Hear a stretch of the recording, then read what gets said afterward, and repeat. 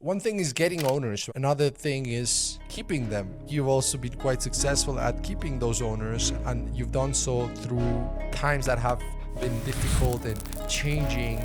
What has worked? You can not like where you need to go because it's scary. I was very scared, but I knew that's where I needed to go. What works for me may not work for somebody else. Why did you build your own tech? Your gut's not always telling you exactly what you want to hear. With realtors side of things, what's been your approach to making sure that this referral program is actually attractive while making sure that it actually also makes sense financially for you? Everything that happened in my life up to the starting of this business prepared me for most aspects of the business. Welcome everyone to the Hospitality Edge podcast, where we bring together what we think are two sides of the same coin: real estate and hospitality. And today I am very excited to have Joni Lee, founder of Sushes Vacations, with us today. We're going to talk about property management, best practices, and lessons that she has learned along the way. So Joni, thank you so much for joining us today. And thank you for having me. I always enjoy spending time talking with you. Yeah, I was saying, it's going to be another one of those interesting conversations we have had along the way. So, Johnny, I like to open with, a question around the podcast is called the Hospitality Edge. So, what does hospitality mean to you, and Wow. in your property management company, how do you try to differentiate yourselves in the way that you deliver this hospitality in a way that perhaps gives you an edge? So I think it kind of goes back to what our slogan is, and that is experience the mountains. So we're not looking to just provide a clean, homey cabin, but actually figure out why people are coming. What is their goal? Do they want to kayak? Do they want to fish? Are they planning on visiting wineries? So for us, it's about meshing their time with us into some aspect of the mountains that drew them there. And sometimes that's as simple as getting them out on some curvy roads and knowing where they can go. And other times it's pointing them in the direction, of fishing permits or the best wineries. And so we always, that's one of the first things we do when we get a reservation is welcome them and then say, what are you here for? What can we help you find? How do you want to experience the mountains, in short? So Hmm. we don't look at ourselves as cabin rental company, although that's obviously in the name. It's more about getting people here to experience the mountains. Love it, love it. And talking about the mountains, you were born in Miami, so how do you end up in the mountains? Like, what got you here? And tell us a little bit about that story of how you get into hospitality and vacation rentals as a whole. So I ended up in the mountains on like many of us do, a very unique route. I married, I had 4 children. We moved a number of times. New Orleans, we spent 10 years there, and then on the coast. And the more we moved and the bigger our kids got, the more we wanted to teach them ourselves. I spent some time in the public schools and realized how little time was being spent actually teaching kids to think or to actually learn. And so we decided to homeschool. And the more you went down the road of a job not holding you to a location or a kid's school holding you to a location, the more the opportunities opened. And so we chose a very remote area in the national forest, where we could have a small farm and educate. And also, the cost of living was cheaper. So it allowed us to live on a smaller income. And at that time, I was married. So, and from there were many life changes that ultimately led to me taking a lot of the skills that I had learned, whether it was, hospitality was really a part of that whole process when you're feeding children and you're homesteading and everything. There's this real mindset towards hospitality and thinking about welcoming people into your homes or your home. And then, in addition to that, I worked in the church for 20 years. And so it's like the ultimate sales job when you work in the church. And so they kind of just meshed. I was married for 26 years. I went through a divorce, living in a very remote area that did not have a church that I could work in. And I had a large home. A couple of our children had moved on and gone to college. And so it was me and two children. And I actually put two of the rooms on Airbnb, just to like get something going in the way of forward movement in my life. And when Um, was this? Just in terms of, this would have timeline. been 2016. Okay, got it. So 2016. And so, big open house, lots of bedrooms not being used. So I thought, what the heck? And from there, the hospitality really started to pick up because people would come into our home. They would be from all over the world, and we would get to tell them where to go to hike. And sometimes they joined us for dinner.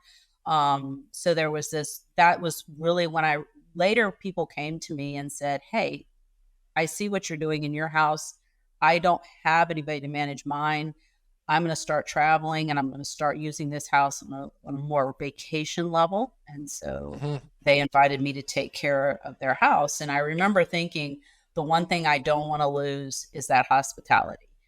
Just like I greeted people into my homes, as more and more people came to us to manage their properties, I tried to translate what that would look like as a property manager and not a host. And so that's where the whole, getting people's email and sending them messages and finding out why they're here, that was all part of the similar as to what we had done before in my home. Hmm.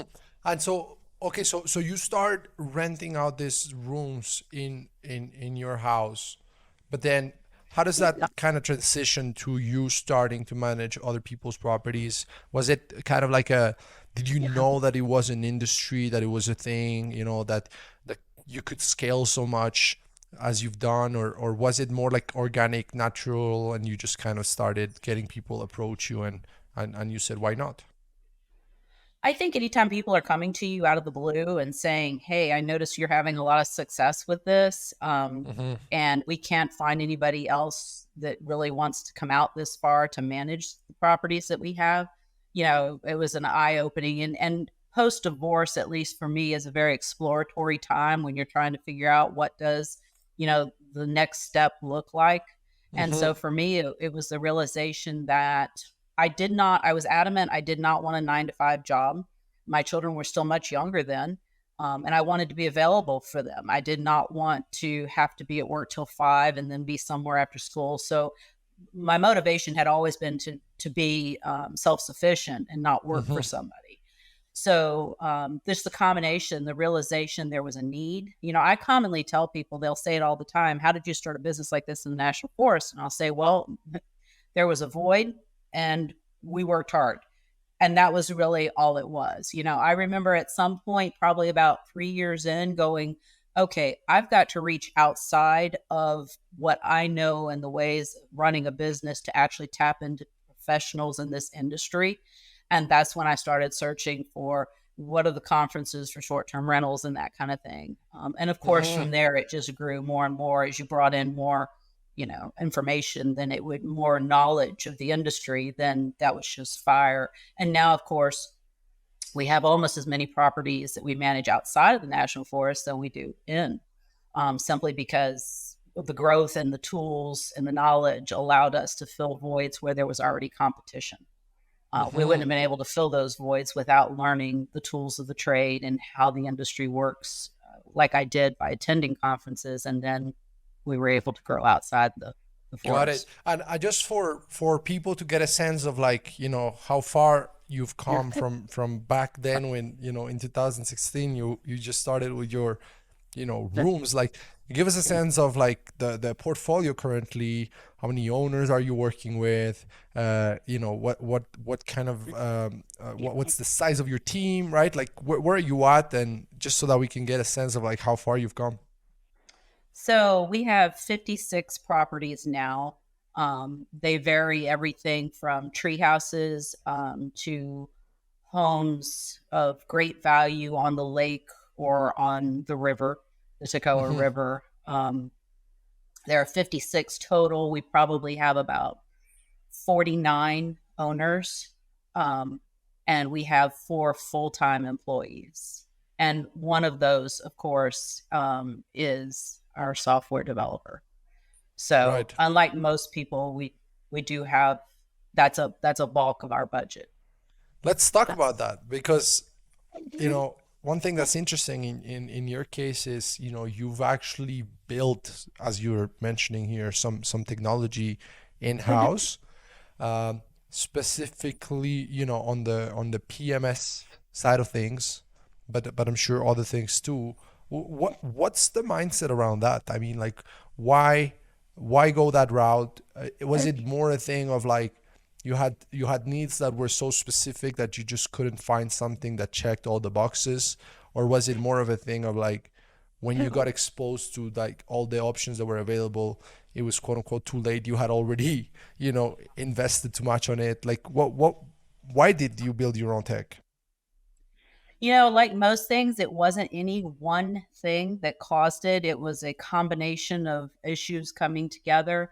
It would have probably been about 2021, and we were growing very rapidly, like a lot of people did post COVID. And so, Hmm. this little business that me and the two children ran with a handful of cleaners was getting to where, keeping up with all the maintenance, keeping up with all of the receipts and everything, it was obvious to me that we needed to figure out what other people were doing. And so Hmm. I did find a software for about a year that was perfect for us in terms of it did a bare minimum and it was a minimal cost. But then it became clear again that we really had reached a point where this software was no longer working. It just didn't do enough. It worked fine on its own. It just didn't. So I knew of someone in the community that wrote software, and I said, Hmm. so what do you? And he was unemployed due to COVID, and so I said, what do you think about this? He said, oh, I'd be excellent at this. I thrive at this. I would like to come Hmm. in. And the first thing he built was actually he worked in the office for a month and learned how we worked, and then he built the software based on that. Because when you're answering the telephone and you're directing the cleaners, then you now are really a live part of the business. And that's why our software works so well. Um, and then also, the software we were using was purchased. And when it was purchased, it became less and less efficient. So things sped Hmm. up where we needed to make that change. And it became obvious. And I think the overriding factor for me is that any software, we all know this, that is built for an average need. Anything you want to do that's outside or that need, there it Hmm. can't meet it. And so we build exactly what we need. Alan is in our meetings. He hears issues and crisis and things that are pain points, and he says, "Okay, this is what we can do." And he goes into the software and he changes it. And there were periods along the way where I would hear things at conferences. I even remember one of the speakers saying that your business is not ever going to be sellable if you built your own software.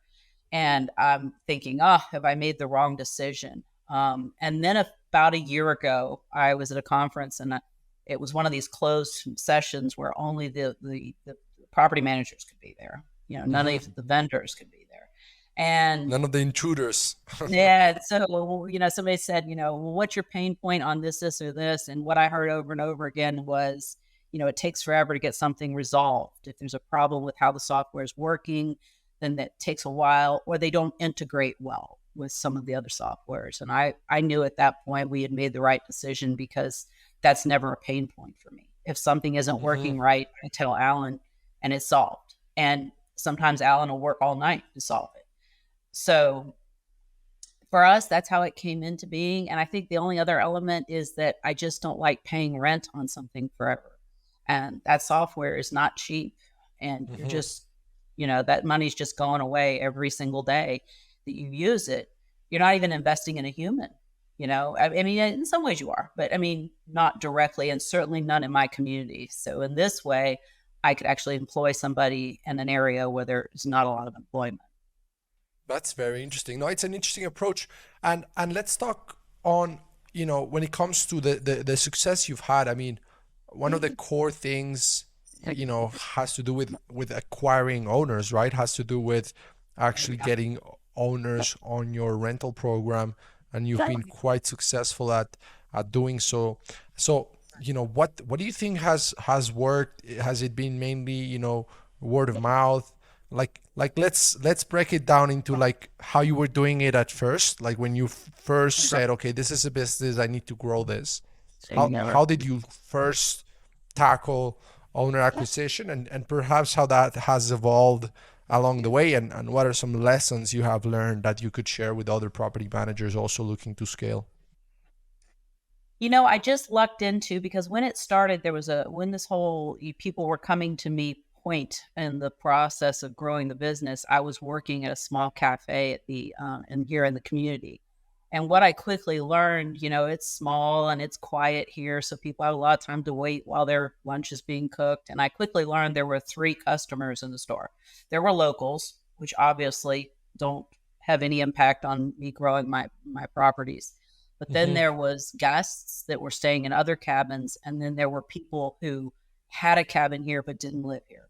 So I quickly learned that by figuring out which one they fell into, I could lead that person to understanding who I was and what I did. Mm-hmm. So at some point I had to give that up because the business was growing so much, but I knew that I would come back around. So in 2020, actually the very same day the governor closed the state to all short-term rentals, I signed a contract on a building here in town. We had outgrown the office space in my basement, and we moved into that building. And my goal, because I always try to be conservative, was to sell local art out of that store, that office, so that I would never have to worry about the mortgage, because this was a very big step for me. At this Mm-hmm. point, I have kind of just dabbled and really not put any money on the line.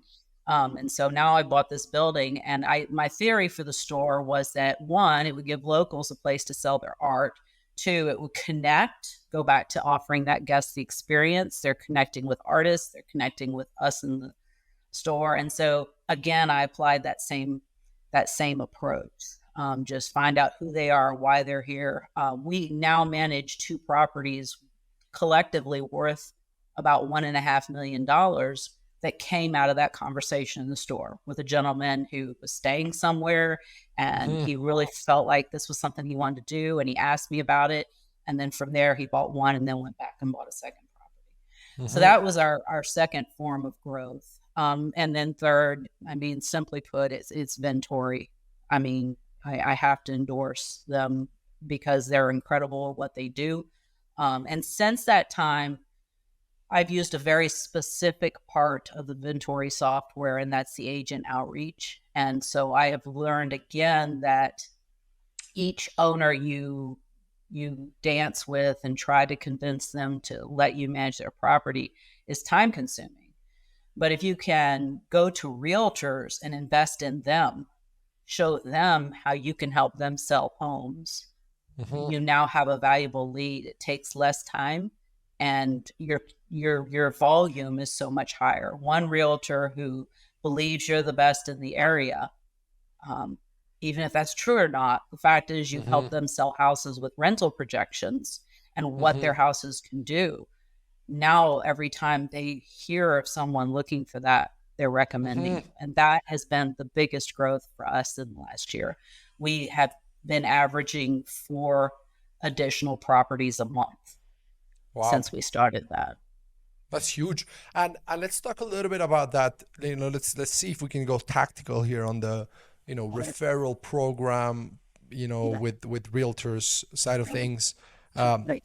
is it something that you set in place once and you just haven't tweaked it, like the referral program you have in place, or is it something that you've kind of learned, okay, because it's tricky, right? I think the reason I'm asking is, in terms of just sharing tips to property management companies. I've heard property management companies share just the revenue percentage in perpetuity for this one-time referral that Yeah. didn't even like help you close it, just like, hey, here's a lead, I'll give you revenue in perpetuity.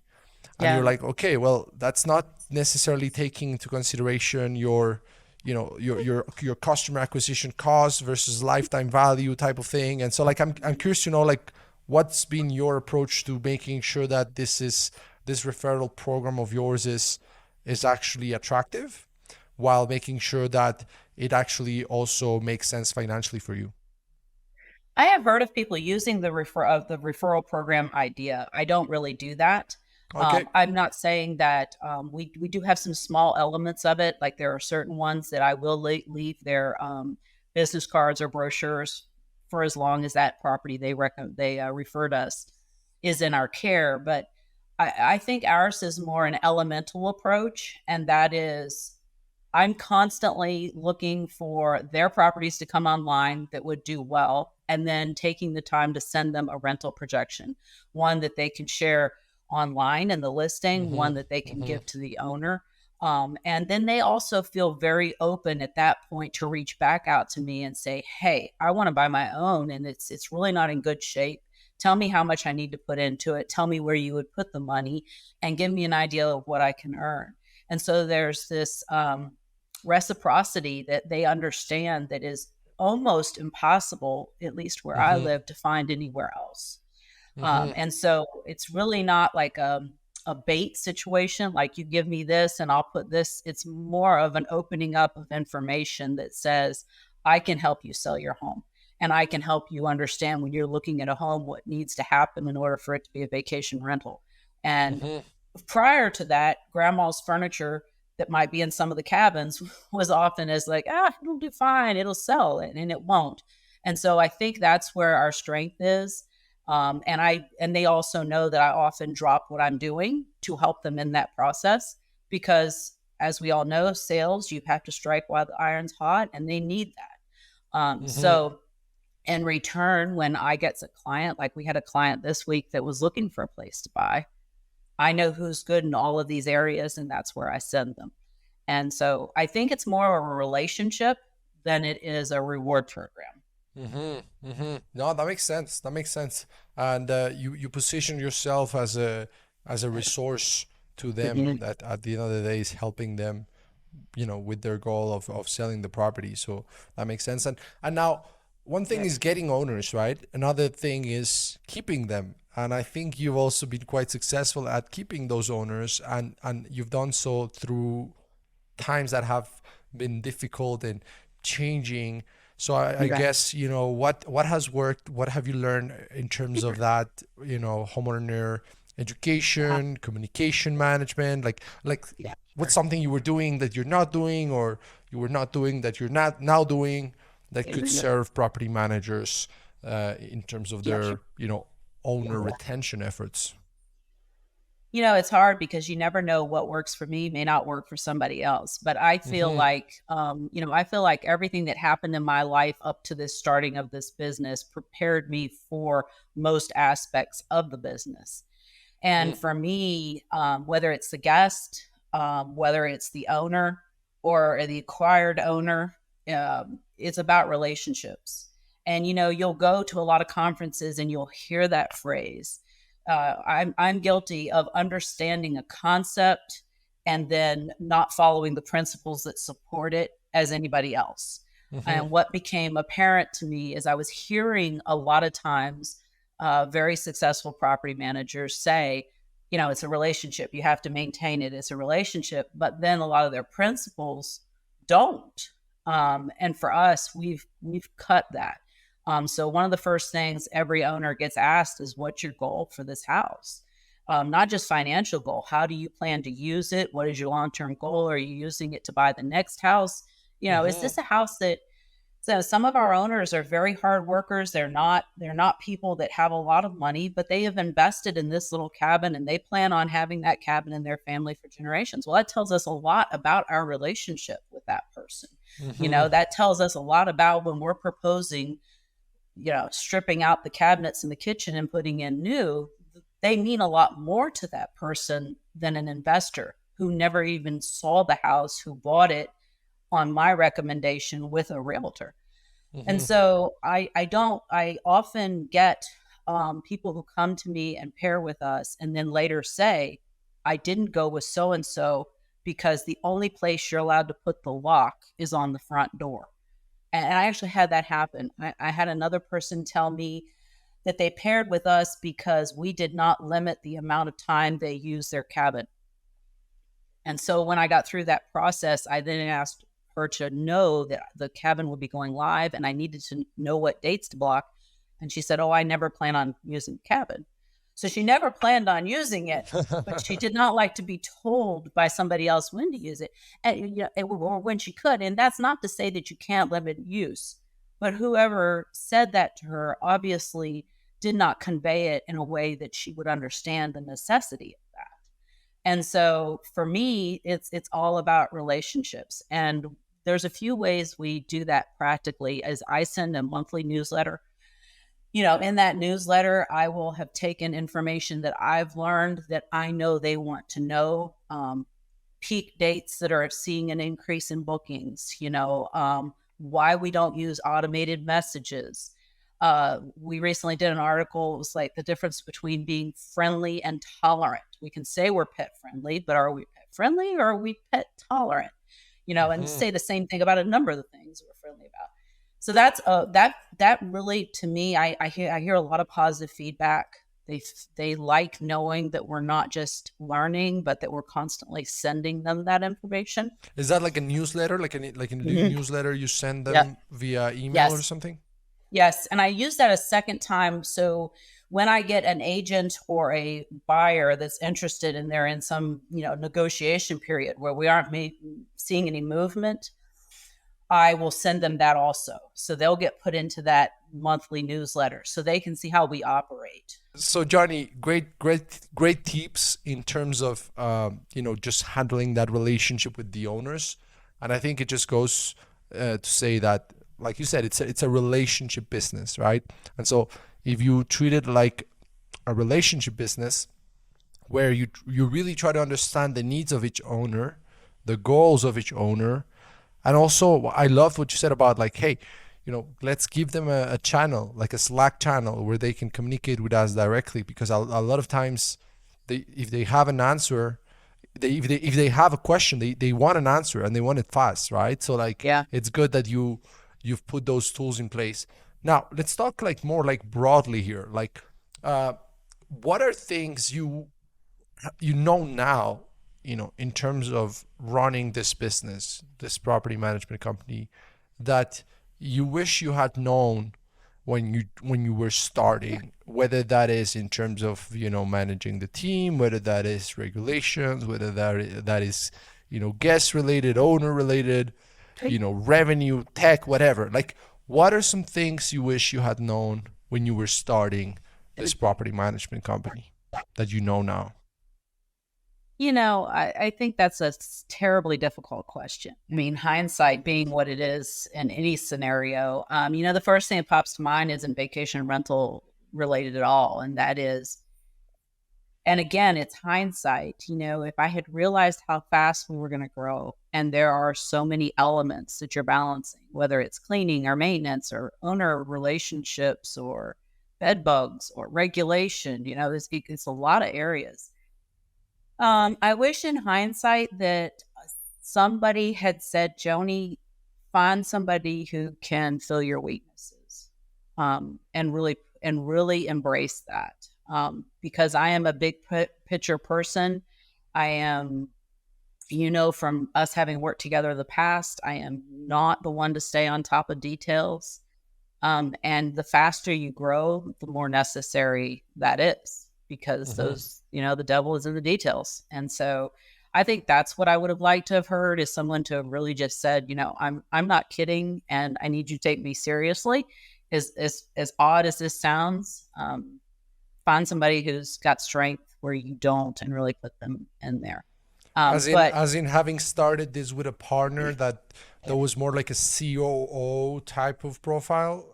or maybe just, and it's actually something I'm looking for right now, maybe just to have found that first person that I hired and to do all the office stuff, maybe just simply making sure that was her strength.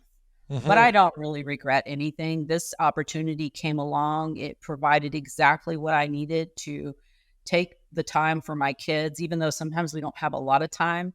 I'm Hmm. not stuck at a 9 to 5 and them need me after school and I'm not there. We, in that sense, I don't really have any regrets, other than all the regrets you always have when you get to one point and look back. Hmm. Um, I even think I started educating myself outside of this community about what vacation rentals look like at about the time that it was needed. So I think maybe if I had any advice, it would be, be looking for where is the void, where do we most need to give our attention, um, and look in and be prepared for that, be receptive to knowing, because that's pretty much what I did. I've told everybody for years now, I've operated on my gut. And when my gut starts talking, even when I don't like what it's saying, I go ahead and say, let's take this seriously and figure out what this means. And Hmm. I know that's not real business like, or anything you can teach, but that's basically what I have done. That's interesting. And I like this a lot because you hear a lot of people that are successful in many different realms of life refer to this God, right? They refer to this like feeling of like, hey, you know, I think this is the right way to go. Or like, for example, I use this framework in recruitment, which is like, if it's not a hell yes, it's a no, right? And it's not like you're actually like taking note of, oh, does this person check all the boxes? It's more like, does it give you a good feeling? Like, do Right. you feel like it's the right thing to do? Uh, do you have any, examples of how following your gut has helped you in a situation that perhaps was tough? Just, as far as the story goes, something Yeah. that most people were telling you, no, it's not the right way to go, or, do this, do that, but you've stuck to your gut and it Yep. has ended up working out better for you. Yeah, I mean, I think that one turning point was realizing, that there was an entire industry that was doing something that I had grown from the bottom up. And so it was this realization that I needed education outside of what I had been able to find. And that really took some digging, but I was very persistent on it. I'm one of these people that believes you can not like where you need to go because it's scary, but that doesn't mean that it doesn't have to be black and white. The office was a fine example of not black and white. I knew we needed an office for my own sanity, so that I have my home back, and also because we'd run out of space. And so, but I was very scared, but I knew that's where I needed to go. And so, I built in this backup. And that's kind of how my mind works anyway, is we're going to do this. I've done mountain biking and I'm scared to death because there's a ledge here that I could go off of. But you know what? Your tire's not that wide. It doesn't need that space. And so it's this talk back, So I would say that your gut's not always telling you exactly what you want to hear. But Hmm. go ahead and figure out how you're comfortable acting on it. And for me, that support and that crutch for the store was, it costs this much in mortgage. How much can a store in the office make? Okay, now I'm comfortable with heading in that direction. And I felt like that. I knew that was the time to do it. And I had been looking and it was the perfect building. And so it's just sometimes gut doesn't mean easy. And gut does Hmm. sometimes mean you're doing something that's outside your comfort zone. Hmm. Um, and Sometimes outside of your comfort zone. Sorry, go ahead. Go ahead. no, go ahead. Outside your comfort zone. Yeah, and sometimes outside of what makes sense logically too, like because that's what might happen if you're following your gut. Like an example of this, there's this book you and I have talked about, how we like reading different business books and Good. whatnot. There's this book called Alchemy, which is I don't remember the rest of the title, but it was something like how to create magic in business and life, and it talks about how there's things in life that are logical and make sense, and there's things in life that work, and how we think that for something to work it needs to be something logical. That's kind of like the traditional business approach. Oh, you know is it makes sense, like what's the ROI, like all this. Yep. And so yes, there's that's very important, don't get me wrong, but like the example that the book opens with, which I find super interesting, is you're in the board of directors of a beverage company, of a beverage company, and so you're presented with a case which is like, okay, how do we go and compete with uh with Coca-Cola? Like how do we compete with Coca-Cola? Like what should we do?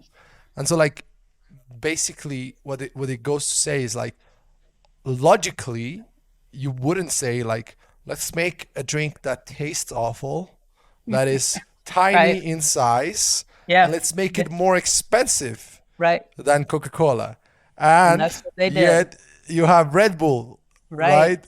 Exactly. And so that's kind Yeah. of the gut approach, right? Right. I mean, yeah, just being willing to follow because, I think there is a building time that's very fun. There's always periods of fun, but then there's the challenge. And the challenge sometimes presents, more difficult steps that have to be made. Tristan at Ventori has a very similar view as the Coca-Cola example. His company actually touted before he sold it that they had the most expensive cleaning fees in the area. They actually told people that, and it was part of their campaign because they wanted people to know we're paying our cleaners and we have Mhm. really clean cabins. So kind of similar to Coca-Cola and Red Bull. Yeah, Um, yeah. exactly. Which you would say, okay, if you and he was telling like guests that the cleaning Hmm. fees were Yeah. were the highest. Yeah. Right, right, right, right. So that's Yeah. interesting because you would say logically that doesn't make sense, No, right? not at all. Logically that doesn't make sense, but I'm sure it ended up working out for him. Yep. So like I guess sometimes it's about experimenting, trying new things, and as you said, I like what you said, following your gut. Johnny, what's ahead? What's the vision that you have for Sush's vacations moving forward, the industry as a whole, you personally, like where do you want to see this a few years from now, and what's exciting you when you look at the future? I'm excited. I think this year probably is when I'll start to be able to step into this excitement.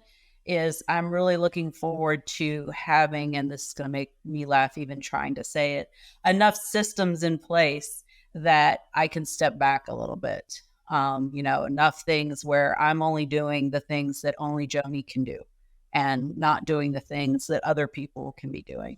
And we're in that process now of empowering and training so that that can happen. My youngest child is 18 and graduates from high school this year. The oldest is 34.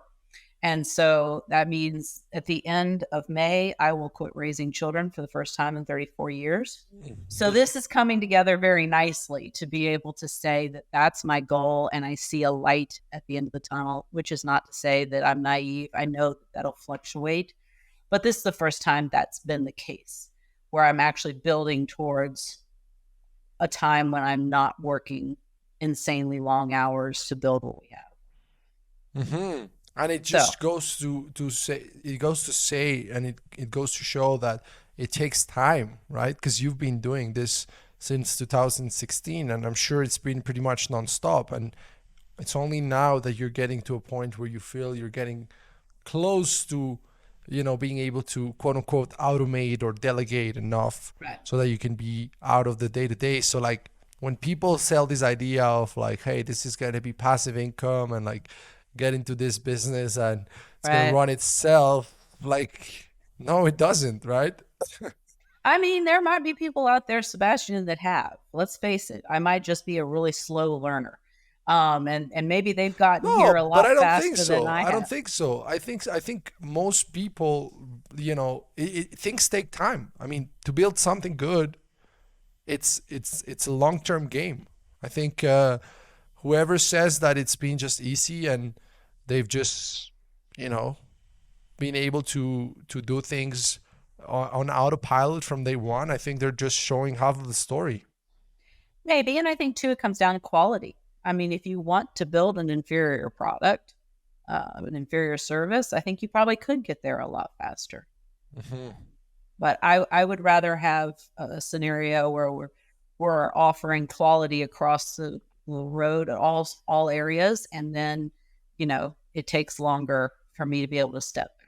And that's a whole new chapter. That's very, very difficult, Hmm. because now people are actually going to have to believe that I have delegated it and it is for them to run with. And that's been our wrestle since January 1 is back and forth. It's yours. Oh, oops, I took it. Let me give it back.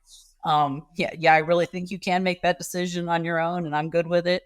But it's exciting. and long term, I would really love to own some properties in Alaska and manage some properties in Alaska. Okay, so So, you're that's where your head is at. Yeah, we were talking about investment off the record, and it seems like you see a lot of potential in Alaska. yes, my daughter was stationed there, and I've been 5 or 6 times, and I absolutely love it. I Uh-huh. don't want to be there when it's cold, but I do want to be there when it's not cold. And I would Uh-huh. love to. And Ventori has really opened that opportunity up to where we could manage them, and maybe that's the phase after this current phase is So you would move leaning in that to Alaska like half of the year a couple months at least. Yeah, yeah, those really really awesome months of Alaska. Yeah, yeah. without taking away the punchline. Like what is it about Alaska that you know you're interested about that makes you see that as an interesting market to tackle? I think it's all personal. I love to hike. I hike to get rid of stress. I hike to just find my center, for Hmm. lack of a better word. And I was born and raised in Miami. I rode my bike all over Miami as a kid, and really just had a lot of freedom. And so it's the mountains and the water all in one, and you go miles without seeing people. The population of Atlanta is bigger than Alaska. So it's open nature, beautiful in so many ways, untarnished. So to be able to take the profession, go there, and have a place of my own, that's certainly a dream down the line.